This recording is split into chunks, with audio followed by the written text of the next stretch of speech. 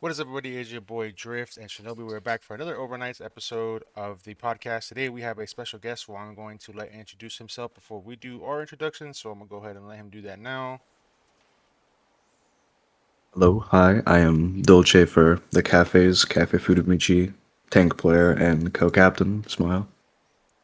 Nice. All right, Shinobi, go ahead and do your intro as always, and then we'll go ahead and hop into this podcast today. Yeah, what's up, y'all? Shinobi Radixan. Pretty much just do YouTube. Yep, as always, all of his links will be in the description below. You already know me, Strift. All my links will be in the description below. So today, I actually wanted to have one of the homies on. Like I said, he does play competitive Overwatch, but he also just games casually like us. So we're gonna go ahead and ask him some questions to talk about how he got into gaming and then led into like competing in Overwatch and things like that. So I'm gonna go ahead and let Shinobi start off with the earlier on questions before we hop into the juicy Overwatch questions. Yep. We've literally like just met, so we're gonna go like straight from the beginning, from the roots.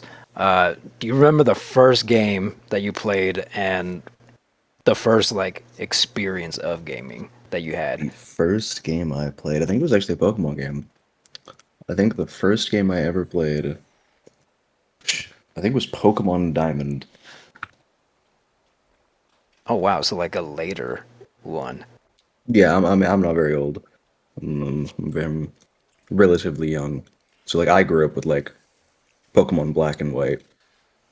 Would have been the Pokemon games I actively grew up playing. I would have been about 5 when Black and White came out.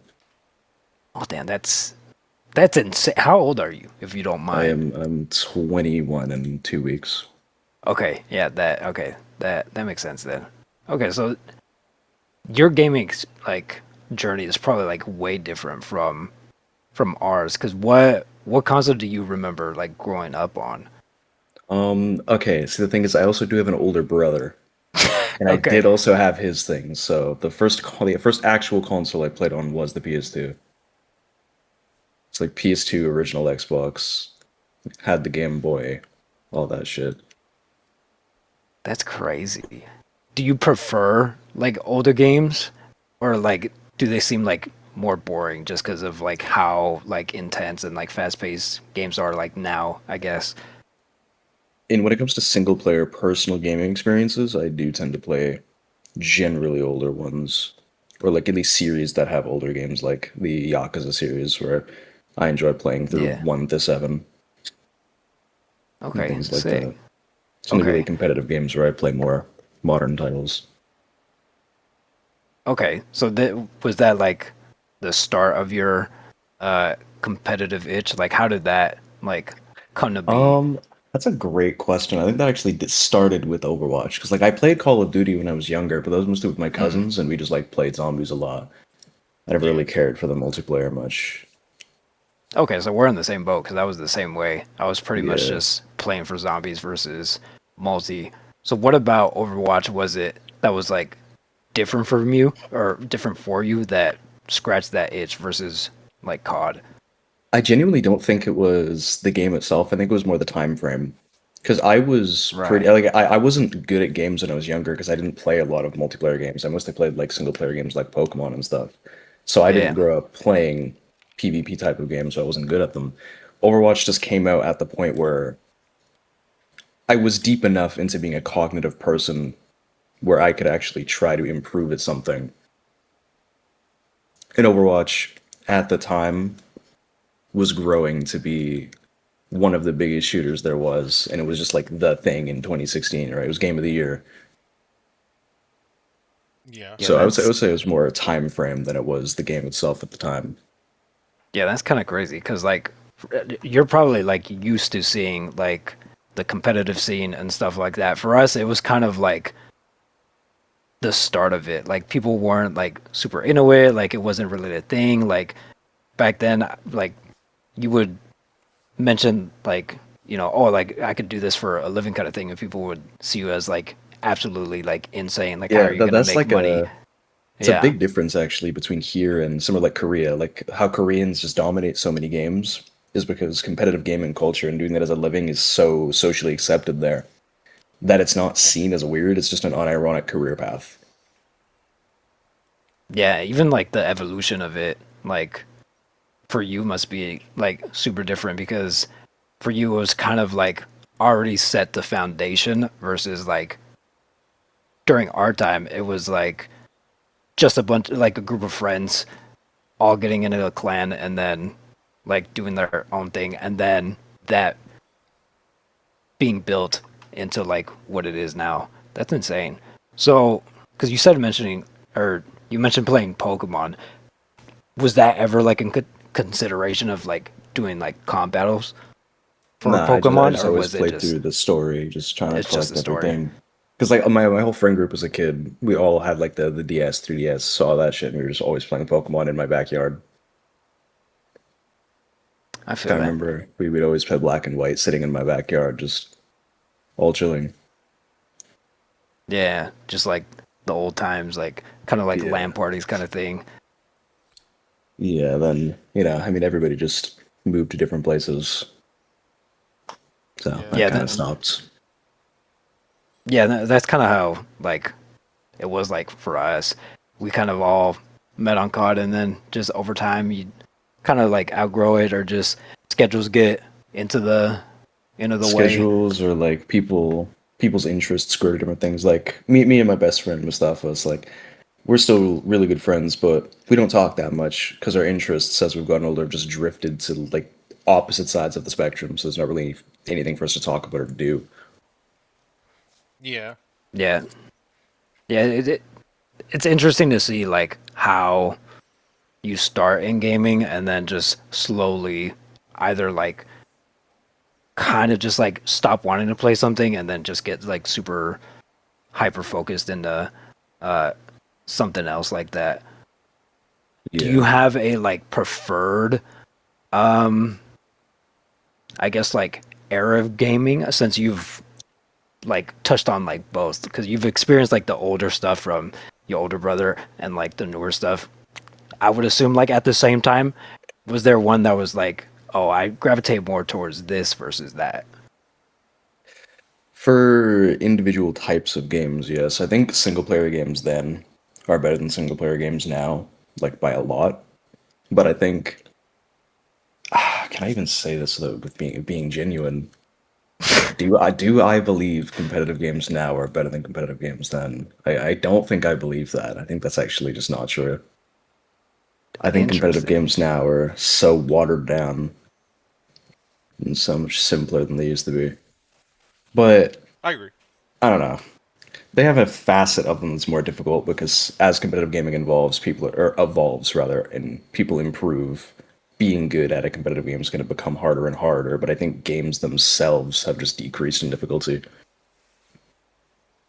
because Yeah, we've That's entered a interesting. somewhat more casual era of gaming where even competitive games in quotes are still kind of like silly.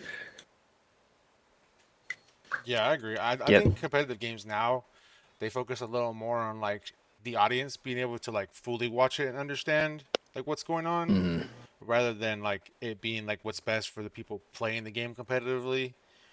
I think that's like always going to be a thing. Like for example, like Call of Duty, they're willing to like limit the amount of attachments and guns being used, obviously because of the meta, but even the maps, like the maps, a lot of the pros don't like the maps, but if they feel like the map is something that the community is really going to understand the flow of the map or the way the game mode plays on the map, it's like so much simpler to watch. I guess maybe not the map, maybe the game mode. The game mode is probably more of what is the problem because some of the pros obviously don't like some of the game modes that they play.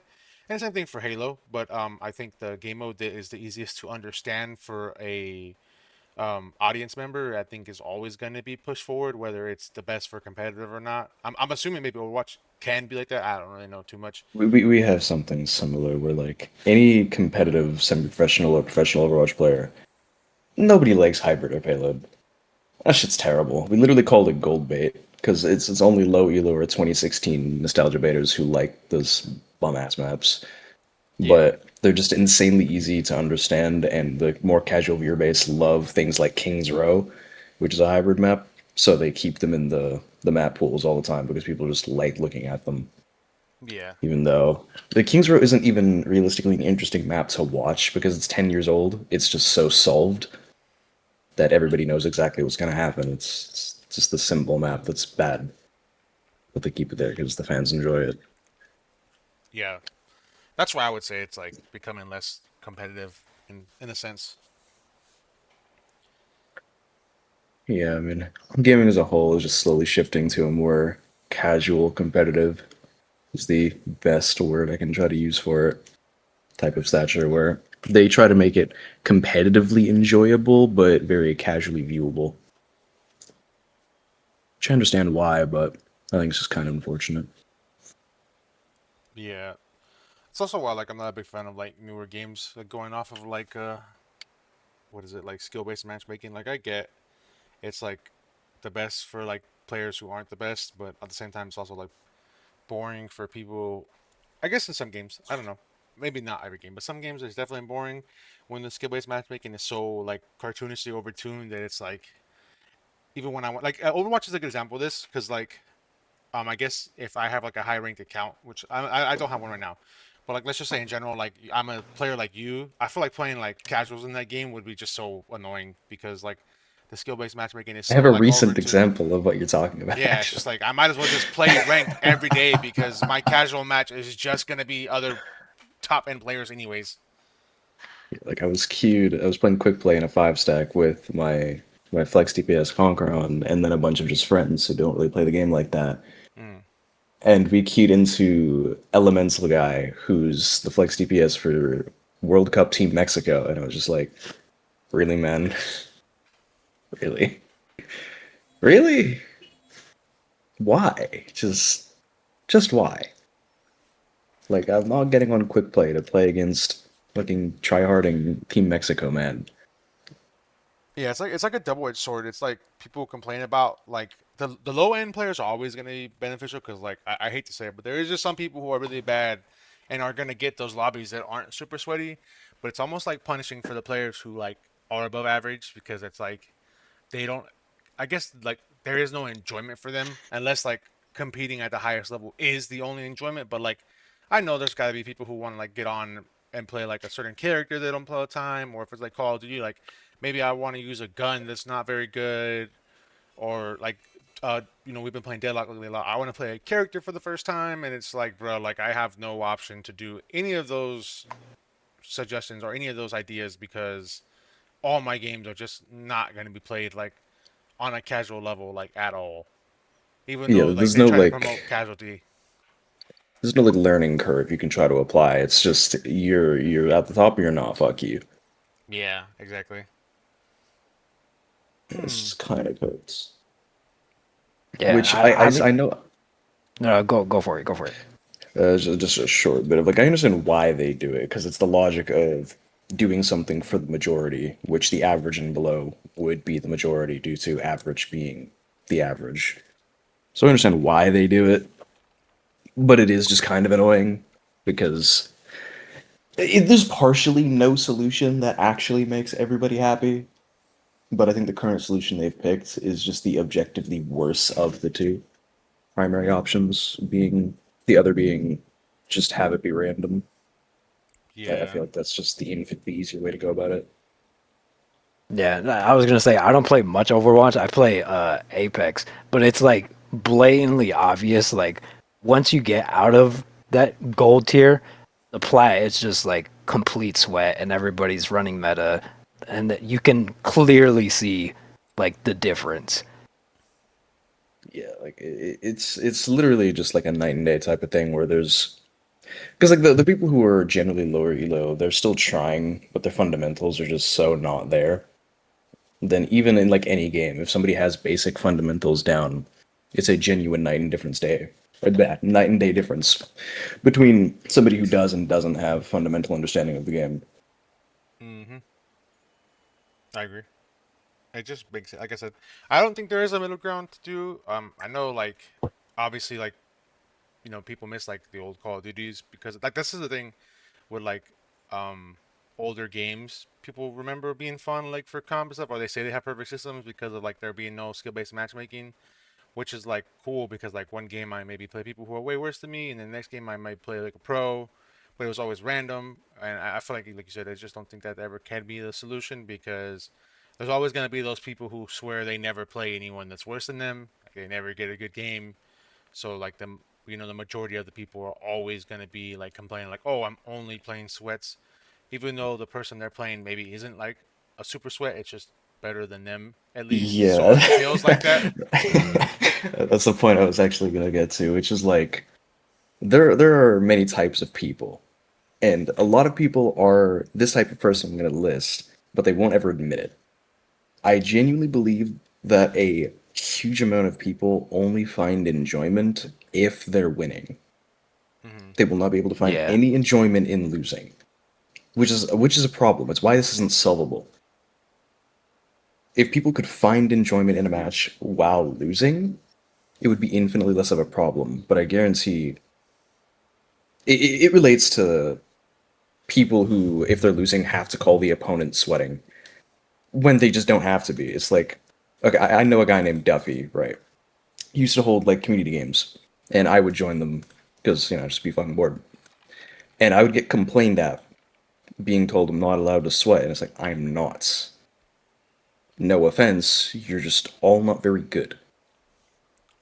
I end up getting banned from 80% of the hero roster, and then get told I'm not allowed to sweat. But if somebody's just better than you, they don't need to.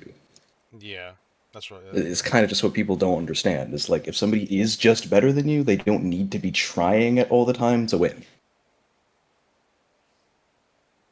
But people will just blame any and all losses on this person sweating or trying too hard. It's like it's just not really how it works.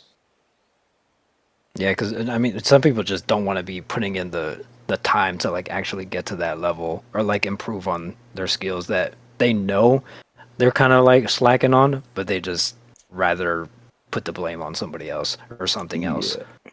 There's also like people can never take accountability for any bad play they make. It's like they could be on Yeah, the wrong hero or they could be using the wrong gun, could have wasted a cooldown, could have whatever, but it's always just why did you do that? Dude, I Why was are they lagging. doing this? Yeah, they're lagging. yeah, There's never any accountability in like 99% of players. And it's like I genuinely believe that's the greatest stunter of improvement. Is if people can't have accountability for when they fuck up, they're never gonna get better. Because if you're not taking accountability and realizing when you fucked up, you're never gonna go, yeah, I need to be better on that or try to do better. It's just never gonna happen. Same thing in life. Like if you can't take ability in life, you're never gonna just improve at anything. hmm Yeah, I agree.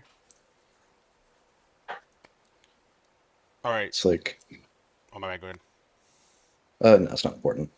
All right. I was gonna ask Shinobi if you have any more questions from about early stuff, or we're gonna hop into some of the Overwatch questions.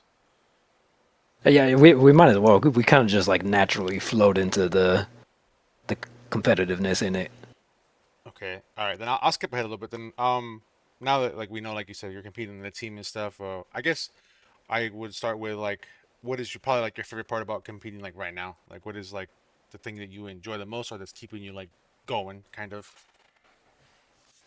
Think about that. To be honest, probably just improvement. Just always trying to improve. And but part of it is just like part of it is ego driven of just can I if my team fucks up a play, can I try to make up for it myself? Which actually happened in a match yesterday, which was funny. We're on Ilios, and my whole team's fighting a diva, and I'm just like, whatever, man. And I just leave and go kill the entire enemy team.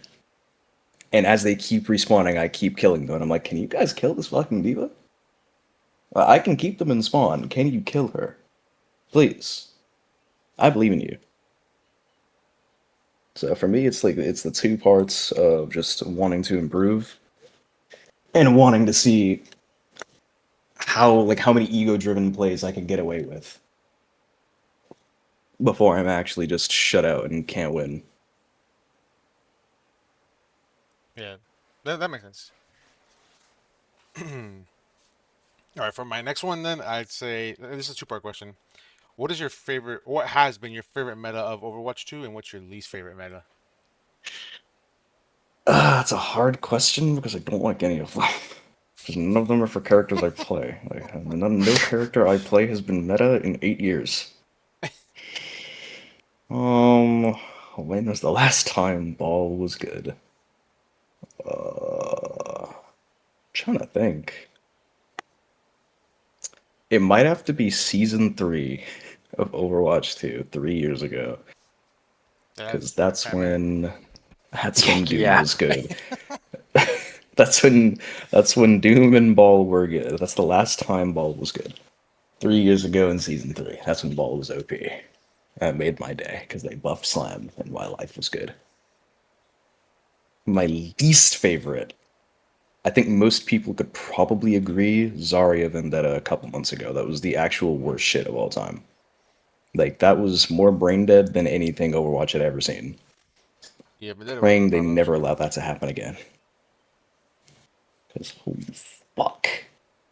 I don't think I've ever met a single human at all who said they liked Zarya Vendetta. That show was awful. Yeah, it's probably annoying to play around too. It was just the least skillful meta this game's ever seen. Like, Double Shield was more skillful than Zarya Vendetta. And it doesn't help that I hate Zarya as a character. I think she's badly designed and I refuse to play her. That's Under any circumstance. I can see that. She is kind of like a boring character to me. Like when she's good, she's kind of just like there's no like skill. Like you said, there's no like really like skill expression to it. It's kind of just like whatever. It The kind problem of is just Bubble. yeah. It's It just a reminds me of badly like designed the ability. yeah, and also there's always gonna be people who shoot it. So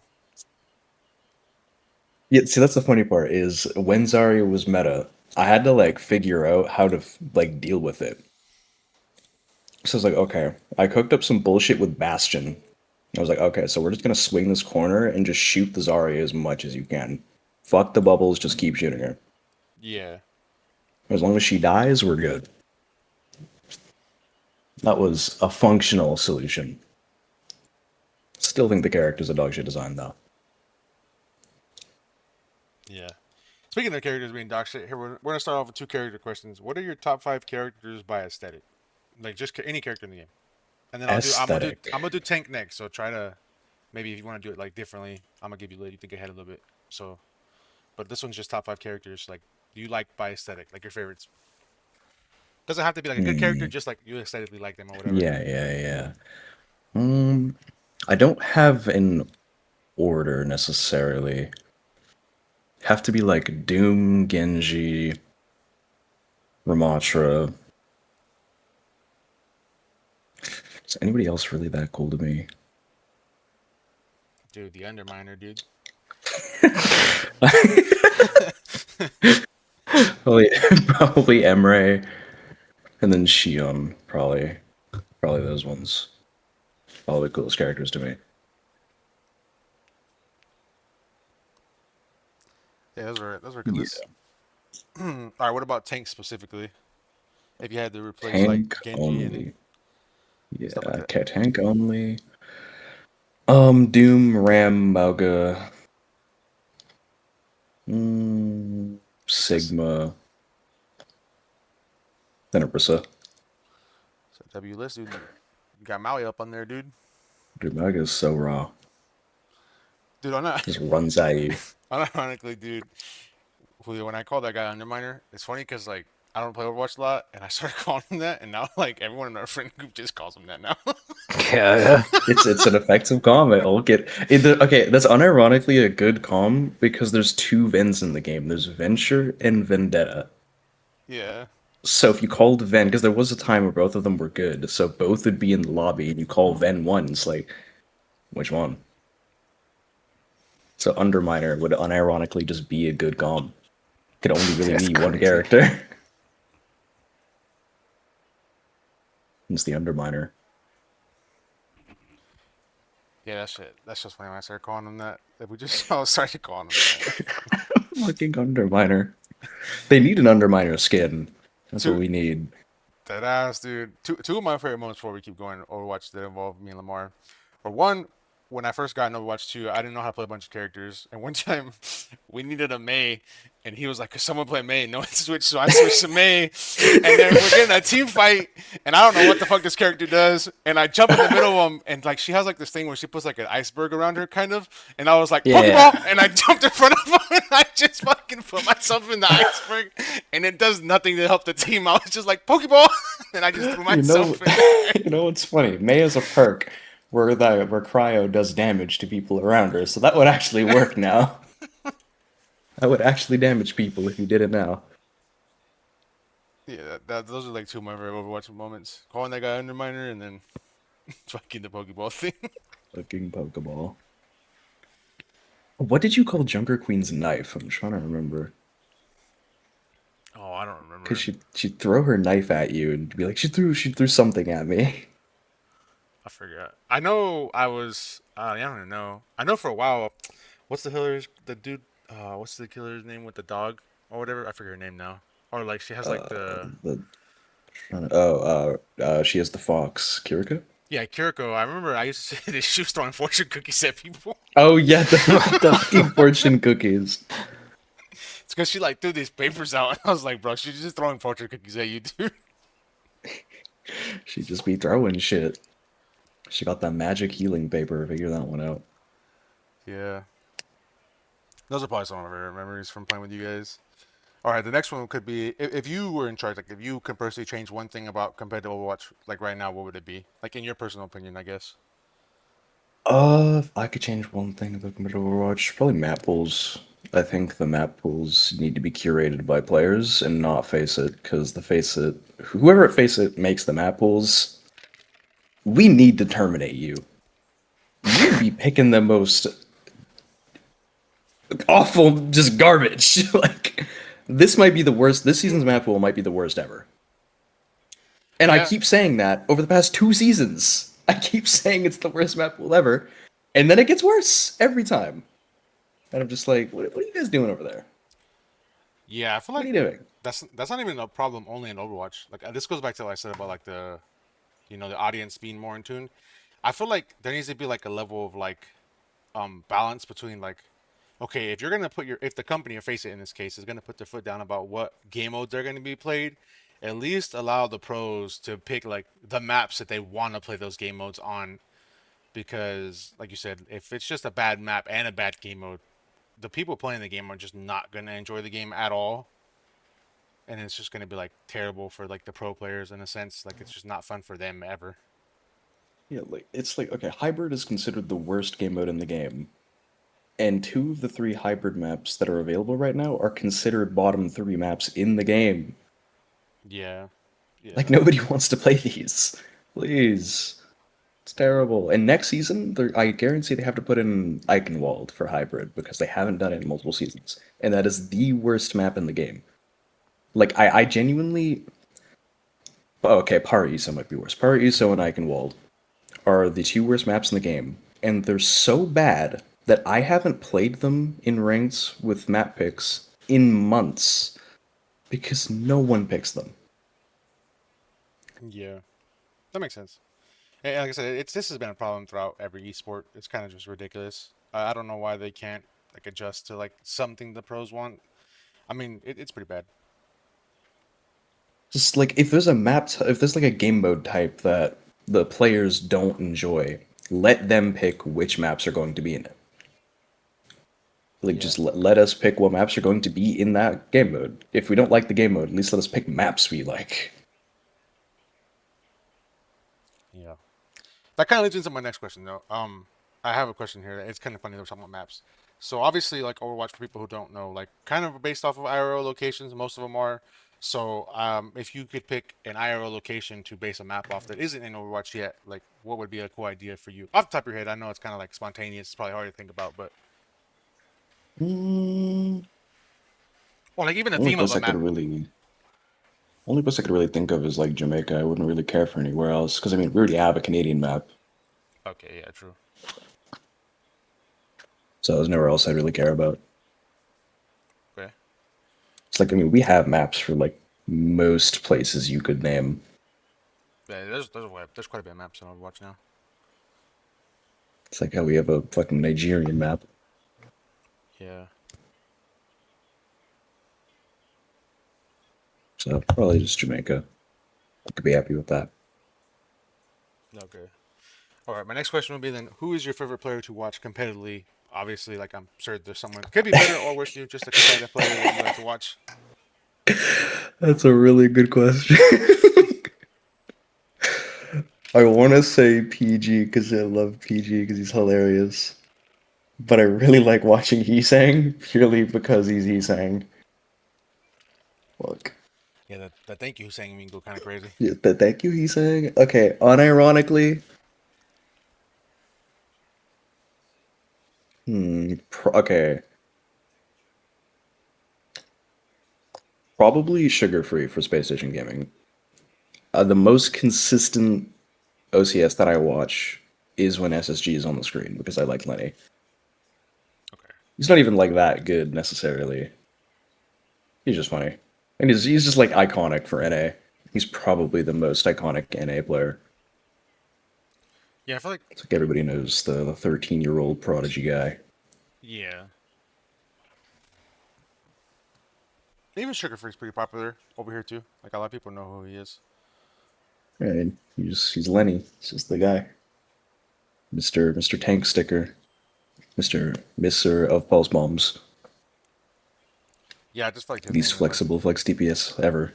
yeah, his name is just like a household name for Overwatch at this point. Like, and obviously he just plays other games that people actually watch him play too.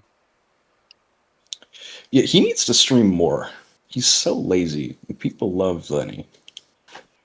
Yeah, Like, I'd he's say just a he's like very good guy. he's equivalent to like, well, I guess now he streams now because he's competing, but like he kind of reminds me of like Formal. Like everyone kind of likes Formal, but then when he's like competing, he doesn't stream, and it's not like he's only famous for like one FPS game. Like obviously he's like played Halo, and he plays like other games at a high level, and he just when he's in competing, he just doesn't stream. Now he's obviously streaming because he's not competing, but I feel like Sugar Free is kind of like that too. Like a lot of people just like him, and then if he doesn't stream a lot, I didn't know he didn't stream a lot, but I'm assuming it's probably like that for the amount of people who do enjoy his content. Yeah, I mean, Lenny is probably. Can I say Lenny's the most popular professional Overwatch player? Because, like, okay, I guess it would technically maybe be PG, but PG's not popular because he's a professional Overwatch player. Is popular because he's PG. He's Yeah, just silly and funny. He just happens to play professionally. Like he was popular before he did that. yeah, I get that. So I would say most people probably know Sugar Free. That's partially because he's also just been playing professionally for like 8 years. So like every professional player knows him. A lot of the community know him because like Overwatch's esport is just very ingrained even in the casual player base. Like everybody tends to have their favorite player or favorite team. Yeah, Overwatch is very like it's like it has its own spot within gaming to make esports bigger than what it was. I mean, I will say like even though like Call of Duty and Halo have been around for a long time, I think Overwatch really opened the door to filling out arenas. As far as like even before they knew their game was like massively popular, they still invested money into playing inside of these, bigger arenas and stuff like that. I think if there wasn't that, we wouldn't see like Halo being played in arenas. Because like really, for Call of Duty, like yeah, they've been doing like arenas, but like small arenas or even like hotels and stuff like that. Like the bigger hotels will have like the bottom floors, like they usually kind of rent out those, or they only play like at arenas for like bigger things like DreamCon or something like that. So I think now like Overwatch kind of opened the door for like every event now is like at an arena. Like it's not just here and there. It's like Overwatch kind of made the staple of like we're gonna, you know, brand our teams. We're gonna have them compete in stadiums where people are like actually willing to go watch it, like to make it look more professional. I think Overwatch was definitely like the door opener for that. Yeah, I mean they spent a literal $1 billion on something that ended up failing. But for the time it was around, it was massively successful until they realized $1 billion is probably not a great idea. Yeah. But in the time that Overwatch League was around, it was pretty successful for what it was trying to do. If they just weren't giving six figure salaries to bench players who played one map a series. Yeah. I also feel like that's not only an Overwatch problem. That's an every esport problem. Esports essentially is kind of like dying in a sense because, like you said, or like we said earlier, I also feel like there is just more people who are interested in playing rather than watching competitively. Like, yes, there will always still be people who watch competitively, but there's just got to be more amounts of people who rather play the game or than rather watch. And like yeah, every esport now has took a hit. Like, and most of it comes from like these big investors, like you said. A lot of other companies or other esports had like these huge investors, whether it be like Drake for 100 Thieves or something like that, and then they end up realizing that it's not really making them much money, and then they pull out. So like a lot of these esports kind of just got affected by that, and it doesn't help. Like at least for like Call of Duty and Halo, the buy-in to be a team in their league is overly priced compared to the money they're going to get back for even paying to be in it. It's kind of like not even worth it unless you kind of have like the deep enough pocket to do that, or you're just passionate enough to want a team to be there. So it's like esports all Yeah, around are lower, are dying in a sense. But I mean, Overwatch definitely was like a big hit first. Like they invested so much and then lost so much, and then they went away for a while and then they came back, but they barely came back strong. I mean, this is probably like the most excited, at least for me, that I've seen, like from a person who has a POV outside of the Overwatch community. Like this is the most excited that I've seen people about Overwatch, especially with like the Esports World Cup and it being like the main, like the center stage of competition, and it being one of the bigger featured games. I feel like this is like the first time in a while that Overwatch 2, it's like, oh my god, like they're back. Like even people who are returning to streaming, like all the big streamers are kind of starting to play again. More people are interested in the World Cup, so yeah. On the topic of like buy-ins and whatnot, Overwatch and Blizzard, they took they looked at their failure with Overwatch League of dumping money and went in the polar opposite direction. Where now running OWCS barely costs them anything because now there is no buy-in for orgs and stuff. The way that OCS teams get formed is you just play through Faceit, yeah. and once you reach a high enough tier, you just play the relegated team, and if you beat them, you are now an OWCS team. So it actively costs Blizzard and the players and the org $0. Yeah, which I think The is better. only Yeah, the only money that Blizzard loses is prize pools. But I mean, just you kind of have to have that. It's like a base Yeah. cost. And I mean, their prize pools are also partially crowdfunded anyway, with like any esports skins, charms, cause any cosmetic esport thing in game is fully added to the prize pool. Yeah. I think it's better though, like in the sense that we're like, that means that people who are competing are like passionate, and that's kind of what you want at the end of the day is people who are passionate rather than people who are like just Yeah, there to it's be about there. the love of the game. Yeah, exactly. Mm, That's just better for the community esport all around. Yeah, it's less about the money and more about are you willing to put in the effort to actually be here, Yeah. which is good. Overall, I think Overwatch League was a greater success than OWCS, but I think OWCS will overall be infinitely more sustainable and will be way easier for them to keep going. And I mean, OCS, even if it's not as successful as Overwatch League, it still pulls like hundreds of thousands of viewers every time OWCS is on. So it's still as successful as they need it to be. It's doing its job. Yeah. I'm sure the numbers are going to be huge too because like once like esports World Cup gets closer, and or like these bigger like end of the year grand finals, there's going to be people watch partying. I mean, I know I'm not sure Overwatch has like a Tarek or like a Scump yet, or like a unless it's like Tim the Tatman when he watches it. But like I don't know if they have like their own staple yet. But eventually, I feel like they will get a staple where like that person just gets more views than the actual broadcast itself. Which I'm sure there's probably people who do that now. But like I personally don't know one that's like a Scump or like a Tarek or like a Tens that kind of like just runs their esports popularity wise and then That watch parties it. But if they do get one, it would be kind of crazy. there generally isn't an individual person, but that's because of drops, where there are certain drops that you can only get from the actual broadcast, so the vast majority of people watch the broadcast Ah, itself. okay, okay, yeah. It does have co-streamers who will all have like anywhere, I don't know, anywhere between like 1 to like I don't know, 30K viewers individually. But generally, the base broadcast itself will always hold the majority of the player base because they keep certain drops to themselves. Yeah.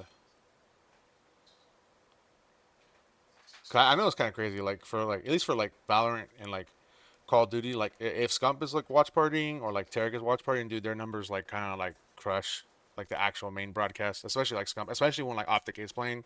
Like obviously he is an Optic, so it's like Optic's playing, Scump's live. Like then he has like pros that people actually care about, like stop by his podcast or not his podcast, his stream during the matches and like sit in and watch it. So like you get to see like pros perspectives of them talking about the game while they're playing. He's obviously a former pro, so his analyst for like the game is just a higher understanding. Same thing with Tarek. Like they're sitting there watching and they give you more of like an in-depth version than the regular people broadcasting the thing themselves. Look, don't get me wrong. The broadcasters, the guys that they have like do the broadcast, obviously probably know what they're talking about, but it's just always different when you have like a respectable player and especially those two, like considered like the goats of their sport. Like Tarek was already like really famous in CS:GO before Valorant, and Scump is arguably like the COD goat. Like that's the guy. So it's like when you have to them talking about the game and watching every single like tournament, their viewership and their knowledge is just gonna bring attraction to people. So I think if Overwatch gets something like that,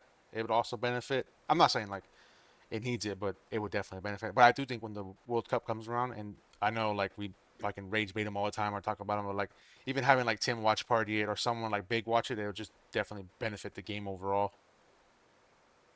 I would say the biggest streamer, in my opinion, that's most likely to watch the Overwatch World Cup would be XQC, Oh yeah. just to watch Team Yeah. Canada, Hmm. because he tends to watch Team Canada every year. I didn't even think about that. So for us, it's most likely would be XQC. If not XQC, Super, I know for a fact is going to watch it because he's the official caster, official co-caster for Overwatch World Cup this year, which is probably the best choice they could have made out of options available. Yeah. Because I mean, everybody knows Super. It's the guy. Yeah. So number one last player right there, dude. The fucking lash. Yeah. I don't know. Cannot stop the lash. I think like I said I think Overwatch in the whole is it's just returning. Even outside of like viewership, like just like people playing the game. I think this is the most amount of time that I've actually seen people either go back to Overwatch or like just it's just kind of like back, I guess. For it's been like I feel like it's never like died. It's never been one of those games where like a dead Overwatch season is still like over 50,000 players. I feel like, but like for like Overwatch peak Overwatch terms, being dead is just like it's like a relative, but yeah, like in relativity to itself, it's had dead periods.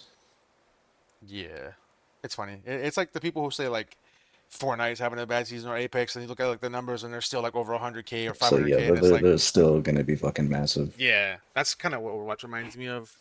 So, but it is cool to see like more people returning to the game. I think it's in a really good spot. Um, I also think like I know like we're gonna talk about. I'm pretty sure you have a different opinion. At least for me, the new girl with the motorcycle. I feel like them trying to do Yeah, like Shion is so sick. yeah. I feel like the That aesthetic character is so and the cool. idea of the character is cool. Whether it's balanced or not is like a whole nother problem. But like the aesthetic for all the characters that they've released recently have been like interesting. Like it actually makes me like want to get on the game and download it. Like even Vendetta, like I didn't really like think I would like her, but obviously like I did like Magic and Modern Rivals, so like seeing a character like that and Overwatch, I didn't think would flow really well, but then when like I got on and I played her, like it was like cool. And like now that there's more characters coming out, like that I kind of want to try. And, like they're really doing a good job of getting like the detail and the aesthetic down to like draw in their characters or draw people into playing to want to play those characters. Especially because they don't have it like as easy as like what we were talking about last night with Marvel Rivals. It's not like they have like a They don't popular have something to IP pull from. character. Yeah, like they have to like create these characters, and I feel like they don't get enough credit for the characters that they create in their game because like little by little, Overwatch has like became iconic for making these like characters be like pillars outside of the gaming world. Like Tracer is like obviously a character that like a lot of people know even without playing Overwatch. I feel Tracer, Genji, like I feel like people, like everybody knows Tracer and Genji. Like I think Genji is like, in my opinion, I think Genji is maybe the most iconic Overwatch character there is. Like I feel like everybody who would know anything about Overwatch, like if they don't know anything about the game, they would still know Genji. Yeah, I also feel like Mm-hmm. for me, like coming from other games, I like sniping other games. I obviously like have a background in, like Call of Duty, like trick shotting and just quick scoping and stuff. I will say like Widowmaker for me when I ever like when I first seen her, I think it was one of the most satisfying things, at least for me. Like the montages that people will go for like hook shots. I don't think there has been a game that I've played where I've had as much fun on a character trying to do that, like in a game, like at all. I just don't think that the game has captured like the essence of being able to just literally grapple wherever you want and then hit a crazy like headshot across the map. Like there really hasn't been, besides like Call of Duty, obviously like going for like a trick shot. Like that's the closest thing that I've ever felt to like excitement for like hitting a shot. Yeah, it's like even if like because I'm not a DPS player generally, but even like even when I play Widow, if I'm hitting a nice shot, it always feels good. Like it always feels like you got shit on. Like you need to hold that. Yeah, Like once happening to somebody always just feels satisfying, even if it's insanely aggravating to get hit by. yeah, I agree. But like I said, I think the aesthetic of the character, at least for me, at least for me thinking about it from like being like a Call of Duty player or like a player from other games, I feel like that's like super sick. Like because people do that in every game. I mean, people go for like crazy Krabar shots in Apex, obviously like trick shots in Call of Duty. You know, Halo's kind of like prominently known for going for like the hip fire snipes. So it's like those kind of like crazy clips are like cool. And then when you add like verticality to it and the creativity of being able to just grapple different things and like hit different shots from different angles are kind of like insane. Yeah, the amount of ridiculous shit you can grapple to and be able to pixel peek through like 20 different buildings or chimneys and just fire a shot across the map and kill somebody. 'Cause, like, I remember this one spot on this map, Par Isa, where this widow could, or even Junkertown, if a widow's there and you die to them, you're just like, how did you even get there? How did you get to where you are? I don't understand how you're over there. And you just randomly die. I'm just like, well, what do I even say to that? How are you there? Yeah, I don't know. I think they do a really good job, and especially now they have really put thought into making their characters feel like more like aesthetically pleasing. I don't know. I feel like as time goes on, they just get better with the characters. Like I still love the launch characters. Like obviously everyone loves the launch characters, but I feel like the newer characters are just starting to become very very improved compared to the launch characters, where they feel like they're just not better, but like designed better, I guess you could say, but not like mechanically or Yeah. like gameplay better, but Yeah, like yeah. They're just like their aesthetic is more complex. yeah, It's like Shion, the newest character. This is the first character in a while I've looked at and gone, yeah, this is an Overwatch character. Like yeah. like you tried to make this character interesting and actually succeeded. Where it's like I can look at Cassidy, it's a 2016 character who's like he's not boring necessarily, but he's just a cowboy. There's not that much going on. Like it's a pretty simple. He just is a cowboy. It's kind of the simplest thing ever. As opposed to like a somewhat more interesting 2016 aesthetic of Genji, where he's cyborg ninja. It's not that complicated, but at least it's two things Yeah. as opposed to just cowboy. It's like I think the modern aesthetic of characters is just more complicated. Where Shion is, I don't even know what Shion's supposed to be honest. I mean, she's like Omnic cyborg thingy, Yeah, but it's just a more complicated look than just cowboy. no, I agree. I also think that like Overwatch kind of opened the door to like cinematic trailer reviews or reveals for characters because like Apex is like probably the next biggest one that I can think of now that does like these cinematic trailers to show off characters and they have like obviously lore to the trailers. They kind of like followed in Overwatch's like footsteps. I mean, they could be other games before this, but I feel like Overwatch was like the first one that put like massive details into it. Oh, besides Diablo, I guess. But Diablo, they just fucking at this point just make short length movies, and then their gameplay looks nothing like the movie. But yeah, they're like the first game. I feel like they really successfully made the, visual cinematic trailer kind of feel like the game and do well and like show the trailers. And now like I feel like every game kind of like that has characters like on a roster like that just do good cinematic Yeah. trailers like that now because of Overwatch. Yeah, so okay, the thing is with Overwatch cinematic trailers is even if it's not one to one like the gameplay, they try to capture if you know what I mean, the gameplay feel Yeah. of what the character's Yeah. going to be doing. They try to make you get a gist of what it's going to feel like to be this character. Then in terms of like the cinematic trailers, I don't know if Overwatch did it first necessarily. They might have, I don't know. But my thing is with Overwatch is if it didn't pioneer something and did take something from somewhere else, a lot of things Overwatch has taken, it ended up popularizing for general media Yeah. because Overwatch was such a socially acceptable game that at the time that it came out. So even if it didn't pioneer something, a lot of the things that it took inspiration from, it ended up popularizing. Like TF2 is a great example of.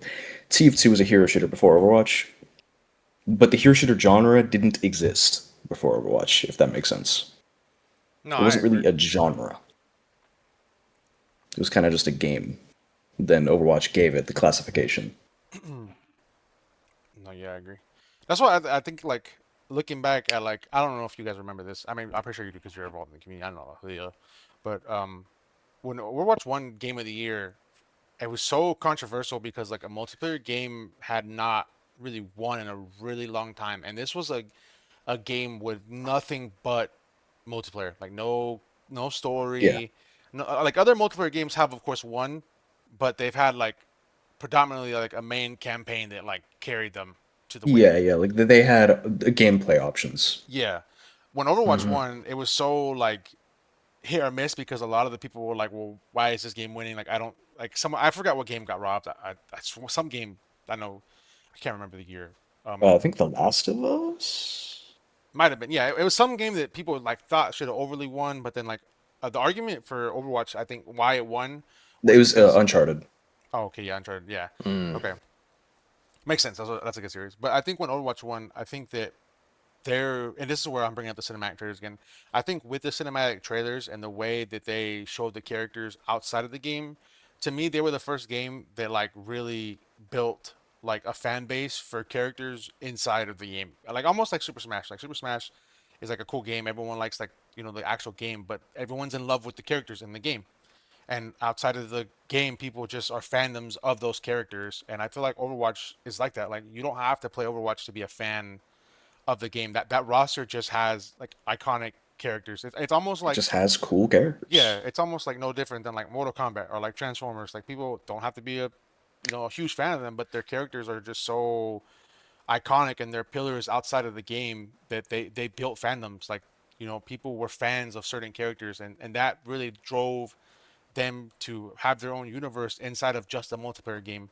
Like a lot of the people were playing the characters. I know it's gonna sound cringe, but a lot of people were playing the characters because they either truly like relate to them, or they love them, or it's just a representation of themselves. And I feel like Overwatch was like the first multiplayer game, at least in my opinion, that really, really was like a arena-esque hero shooter, like just purely, no story game that did that for Yeah. characters. Yeah. The reason it's like that is because every character is a character. Right, like they're not they all have their own individual like there's no story for the game it's to play in the game itself, but all these characters have their own story. Right, like when the game released, there were the cinematic little not even trailers, like they were just like little cinematics to show you who these characters are, like the one with Genji and Hanzo. We didn't know Genji and Hanzo were brothers till that cinematic release, and it's like, oh shit, they're brothers, and Hanzo killed Genji at some point. So like they really try to drive it home that these characters have character, have personality, and have backstories. Like things have actually happened. And even if there's no story type of game mode, there were events actually in Overwatch 1 that did tell you some minor story elements, like Vendetta. She's the daughter of like the old leader of like the villain organization Talon. And in Overwatch 1, there was the archive event where you could play as the old like hit squad version of Overwatch named Blackwatch. We go through the Rialto map, and then at the end you get this little cinematic where Reaper kills Vendetta's dad. And now you learn why Vendetta's so fucking angry all the time. It's like they give you story with these little events, which they don't release anymore, which I think is stupid. They need to bring those back. They're really fun. But they give you story with these short little events and they give you story elements with how the characters interact with each other. Right? They try to give you an idea of what kind of relationship these characters have by how they speak to each other when they're on the same team. Yeah. So I think they do a really good job of trying to bring these characters to life, even without a full blown story mode. No, I agree. Like I said, I'm not saying they're the first, but I feel like they definitely like left their footprint for other games. Like I said, I heavily mention Apex for that because to me, like, it's a different style game. Obviously, it's a BR, but like the way that they introduce their characters with trailer reveals, the same thing. The way they have like characters interact with their voice lines and the way they like, put effort into these voice actors, bringing these characters to life. I feel like they're really like, I just changed the game. I just feel like Overwatch was like the game they kind of set that, and there would be like no successful like character games like Valorant or Apex without a 2016 Game of the Year Overwatch. Like as much as like there Like they wasn't they, it they wasn't the first, showed but that yeah, go ahead. they showed that you can be successful while doing this. Like Mm, you can have a game with a simple base as long as you make it interesting, right? It's like I've talked about this with modern game design that I genuinely think it's more important than anything right now to have characters that feel like characters. That if you want to appeal to a large portion of gamers as a whole, your characters need to feel human.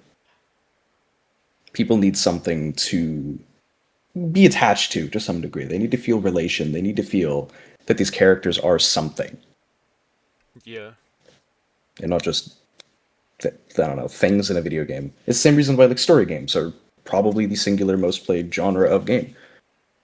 They're about stories. They're about characters.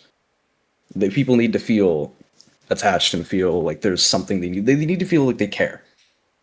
This is the most Right. important thing. People need to feel like they have to care or that they should care. I agree. And this is a good example because there's some franchises that like they try to be successful off of their characters and then they just kind of like just don't succeed as well. Like as much as like I hate to say it, like even like Star Wars, like Battlefront 2, like it was like a popular game, and they have these iconic characters, but like they weren't like in depth enough for people to like fully like immerse and care about like in the time. And people can argue and be like, oh, that game's successful, but like, bro, like, come on, if it was successful, people wouldn't be begging for it to come back now because it's like dead now. It's like something that like other companies can like look at and be like, yo, like we can improve on. Like even like I'm not gonna we do hate Marvel Rivals around here sometimes, but like even Marvel Rivals, I feel like they have popular characters by the names, but then when you play the characters in Marvel Rivals, they don't always like bring them to life like correctly. If that makes sense. Like I feel like Blade before he came out was like cool, but then you see Blade in game and it's kind of like like this character's kind of like yeah, it's Blade, but it's not doesn't feel like him if that makes sense. Like it doesn't feel like it captures the essence of the character well. And this is a character that's already like made for you, so it's kind of like a double downer, I guess. But some games struggle to do it, but I think when games do it correctly, it's just really important. And some of these games make iconic characters. Yeah. I have a personal experience with Rivals when it comes to that, which I can't blame NetEase or Rivals for this specifically because like it is somewhat my expectation where like I watched Age of Ultron and I was like, I love James Spader, who's the guy who plays Ultron. I love his primary series, the Blacklist. Mm. So I just love James Spader as an actor, and I think he makes Ultron the character that he is. And when Ultron released for Rivals, I was so excited because I wanted to play Ultron. I'm like, eh. Like, this is probably a more comic accurate Ultron, but I also don't care. Because Yeah. movie Ultron was so cool that I would rather just have movie Ultron. Even like the voice. Like, it's not that his voice is bad. I would just rather have James Spader. I Yeah. think his voice is just much more charismatic, which is like, again, that's not their fault, but I don't know. I think Ultron, for as cool as a character that Ultron himself is, I think he's just very uninteresting in the game. Even down to him being a support, I think was an interesting decision. To make Yeah. genocidal maniac robot a support. That's a good one. I don't know. I have my gripes with that game too. I'm also gonna like down the hill like we talked about yesterday off the podcast. I just feel like at this point, one, it's an X-Men game, and two, it is kind of unfair when the X-Men characters get added to that game because a lot of them just get to get the X-Men '97 voice actors to voice the game character. so it just makes the characters inherently more popular. Like, cool. I watched X-Men '97, and Cyclops' voice is the same exact in game as it is in the show. Like, it makes it easier to like that character because it's him. Yeah.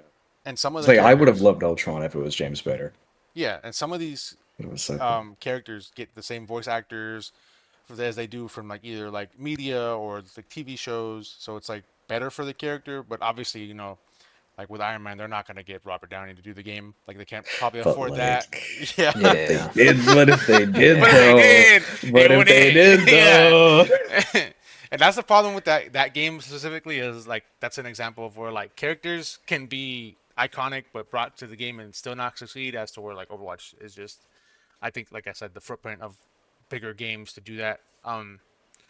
And it's easier for Overwatch obviously because like if they just find the right voice actor and they create their own character, there's never no wrong way to do it. But like a Yeah, game there's no like Marvel, expectation. yeah, a game like Marvel Rivals obviously has it a little bit tougher.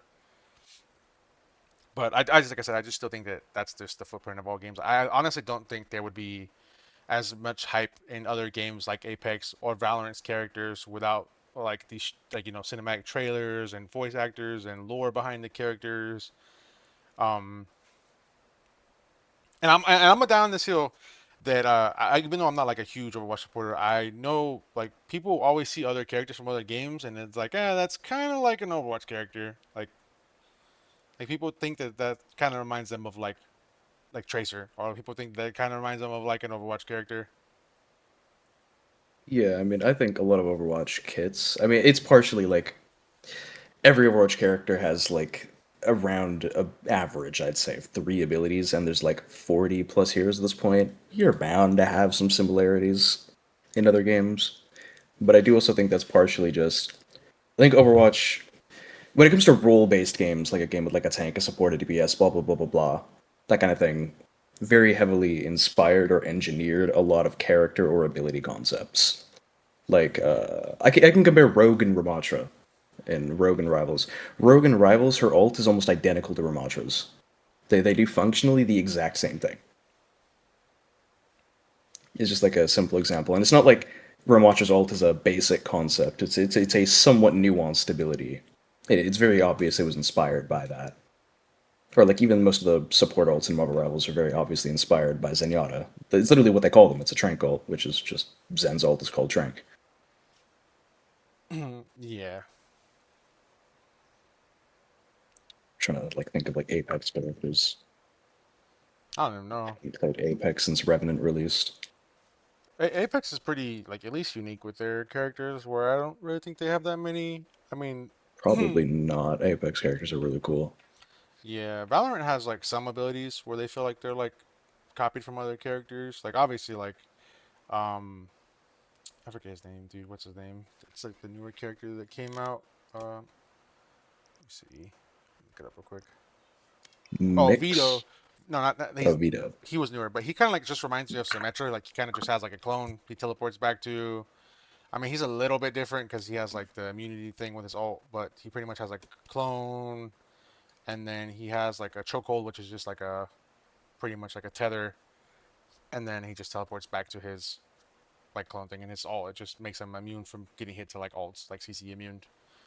That's it. But like he just kind of gives you like when he first came out, a lot of people were making jokes like he was like Sombra because everyone just uses him for like the TP places. That's pretty much it. Yeah. I'll actually say Overwatch took inspiration from Apex for a character. Mauga. Very obviously inspired by Gibraltar. Same Yeah. ethnicity, same Yeah. personality. His ult is just Jib's bubble. They're very, very similar characters. I think it's very obvious Mauga was inspired by Gibraltar. Yeah. Is there that or Maui? Yeah, yeah. Can't tell me that's not a Disney character. I mean, he is just built like Maui. I guess Loba. I would say Loba's abilities weren't inspired by Sombra, but I think the character's personality was inspired by Sombra because they're both Latina. They both have the same color scheme. They're both burglar kind of characters. They both teleport with a spherical object that they throw. So while I think Loba's kit is entirely original, I think her character herself was inspired by Sombra. It's just a lot of coincidences to both be Latina, have a similar color scheme, and also be burglars. Yeah, I do feel like Apex is like heavily influenced by Overwatch, and not like just by the character, not by the characters, but by the way they lay out their game, like with the trailers and the character with the lore and bringing the characters to life, and they really do a good job with um maximizing like why you're a fan of those characters and showing love to the character specifically to keep you interested in the character that you play. Yeah. As long as a game, I think as long as like a hero-based type of game can do a good job of bringing their characters to life, they will continuously succeed. Yeah, I agree.